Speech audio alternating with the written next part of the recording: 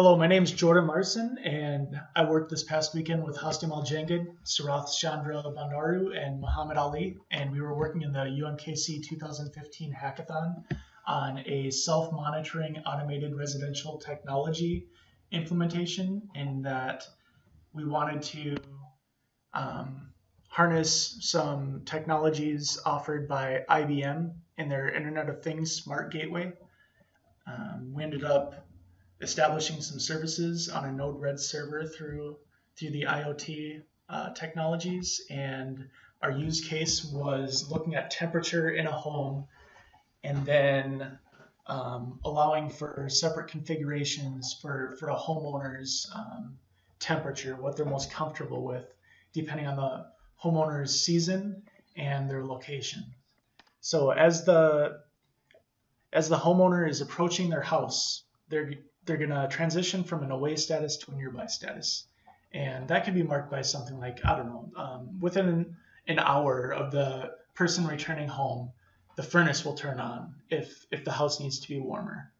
And hopefully, once that homeowner transitions from their nearby status to at home, their house will be in a comfortable temperature. And these configurations can be made for all 4 seasons of the year, and our system is prepared to account for that. And right now I'm going to talk about our Node-RED flows in which we hoped to gain more insight. Moving on to our Node-RED server, we have a sensor tag over here, and this is a Texas Instruments sensor tag. It's got 10 different sensors on it. We were primarily interested in, again, the temperature, and there was a switch that will store the temperature, and you can see how we're accessing that temperature in real time. And we've got an ID, a timestamp, and then the data for ambient temperature and the object temperature. And then finally, we end up appending to that payload a home status flow, and that is a home status check will occur as that flow is occurring. And then if the person is away and the temperature has exceeded a threshold, for example, then that temperature data is going to be logged to the database, because this is an event that needs to be tracked, because the person might want their heater to not be on when they're away. And then we have this insertion occurring into the time series database.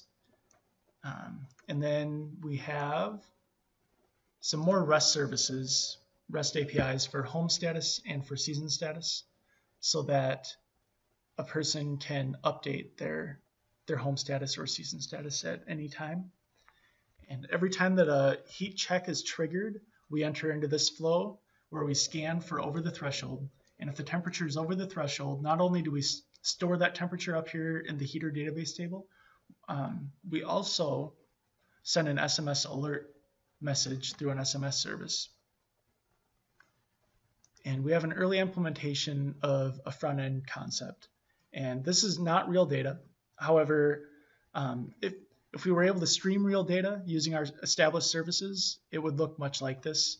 We would shift the x-axis down a little bit lower, and we would just stream this data across. And if the user wanted to increase their temperature, for example, they could do that through the web tool.